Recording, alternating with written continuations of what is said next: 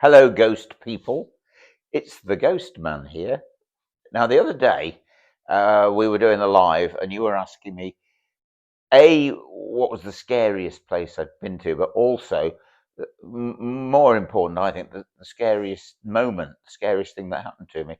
And I mentioned, of course, it was the Queen Mary, cabin B340 of the Queen Mary, which, gosh almighty. So I'm going to tell you a little bit about it, and then I'm going to play you the footage that was on Most Haunted. So, situation was when I'm doing a video or a film or whatever it is. If I'm away doing a ghost event, like in say Leicestershire or something like that, then obviously I ask if I can stay in a haunted hotel or a haunted inn, and have the haunted bedroom, which is, I think, so important when you're doing a, a film. Obviously, you never know with the camera during that. We might catch something. Something might happen. So I'm suggesting to the Most Haunted crew, of course, really, guys, we should be staying. Someone should be staying in that haunted cabin. So everyone went, you. I said, no, no, no. I don't, no way, because you all know, you should do anyway by now, I'm frightened of ghosts, and you'll probably notice the very infrequent times that I actually spent alone on a night vigil. So, yep, you're doing it. I said, oh my God. Anyway, so remember this: the room, the cabin is disused because so many people have fled the building, not the building, but the room, because of the ghosts in it, or ghost, and so they had to make up a bed. They got an old rickety table by the bed and an old table lamp. No carpet on the floor. Toilet and bathroom didn't work. And so anyway, it was about 1 o'clock before the security people came to let me in the cabin. Now, I was so bothered about it that I daren't even go down the corridor where the cabin was until John Gilbert, who was the sound man, came with a bottle of whiskey. And guys, you want to have seen the size of the bottle of, not the bottle, but the glass of whiskey that I had before I dared go into cabin 340. So I was well oiled. Now, the only thing that gave me a little bit of solace was the fact that there were no curtains in there either, and you could see the lights from the port outside. And so there was light coming in, which helped me a little bit. So off to bed, that's it. And then, oh my God, about 4 o'clock in the morning, this crescendo of a noise in my cabin. The only way I can describe it is that it was like someone throwing a huge bundle of metal coat hangers vibrating and bouncing off the walls. I mean, God almighty, it's your worst nightmare. Hey, you're in a haunted cabin alone, and then this crescendo of a noise, and there's nothing in the room at all. Uh, it Why didn't I flee the bedroom?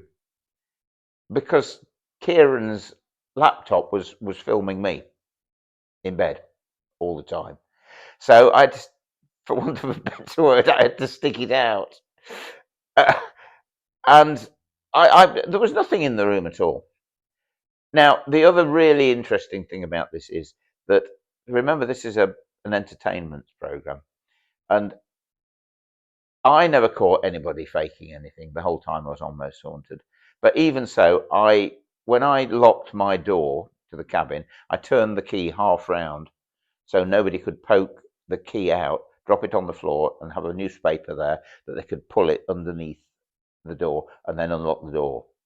So you take it from me, there was nobody in that room, only me, alive anyway. And then, of course, that was it. So I actually eventually went back to sleep rather than fleeing back to my wife, who was obviously in our proper cabin. And then when we get home back to the UK, they're looking at Kieran's footage and they find this incredible voice. Number one, I'm asleep now, by the way. You hear footsteps going around my bed. Now, oh, yeah, okay, tick the normal boxes. Yeah, it could be someone walking down the corridor. No, because it's a very posh hotel, the Queen Mary is, and it had very thick carpet all the way down the corridor. But of course, my room, which wasn't disused, There was no carpet on the floor, and that's why you could hear the footsteps going around the room. Then you hear this little voice twice, "Mummy, Mummy." Oh, God, I mean, I didn't hear it. I was asleep. Thank God. It's only when we got back and saw it. But wow. And of course, legend has it, or sort of both Derek and David Wells picked up, that I think a little girl had actually been murdered in that room.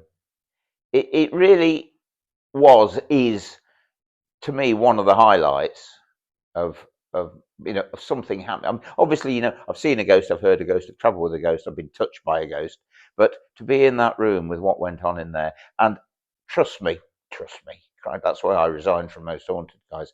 Trust me, there was nobody in that cabin alive, only me. So settle back, give me your full attention, and let's show you that bit of footage, which got actually the scariest. There was a TV program, Scariest Moments of Most Haunted, and I got number 3 for that. Enjoy. B340's walls are thought to have once witnessed murder, but this latest sensory perception was as surprising to hear as it was shocking. Had a girl lost her all too brief life in this oppressive atmosphere? These sleeping quarters may now remain out of use, but not to us. A few days later, Richard Felix bravely volunteered to stay here on the night preceding our first set of vigils, only to have his sleep rudely interrupted by a series of disturbing events that were recorded using Kieran's laptop computer.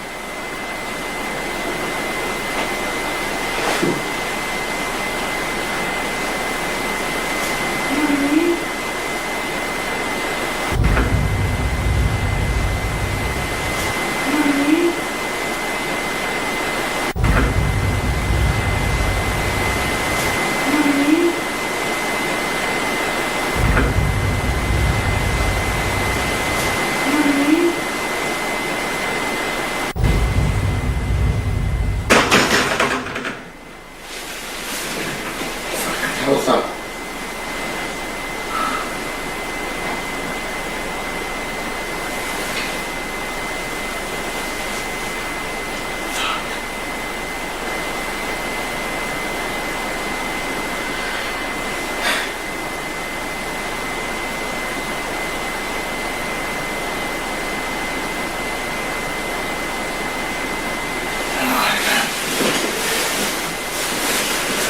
Let's see.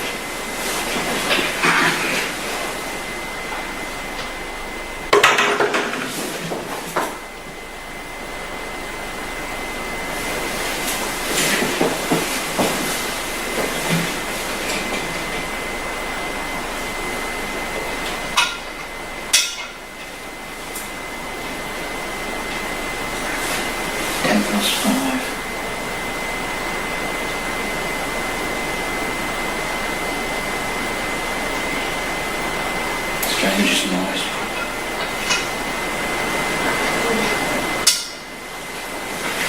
I don't know.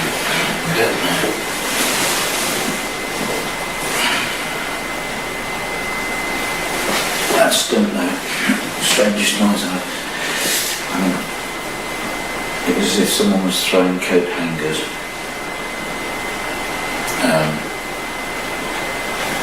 It seemed to come from, I don't know, it seemed to come from the door.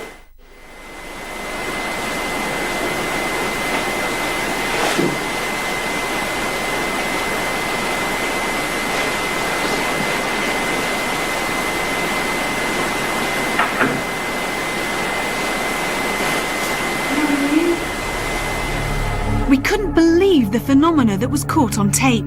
This area of the ship is abandoned and no other passengers or crew were in this area during Richard's sleepover. So who or what had made their presence known to the most haunted crew aboard the Queen Mary? Not have to...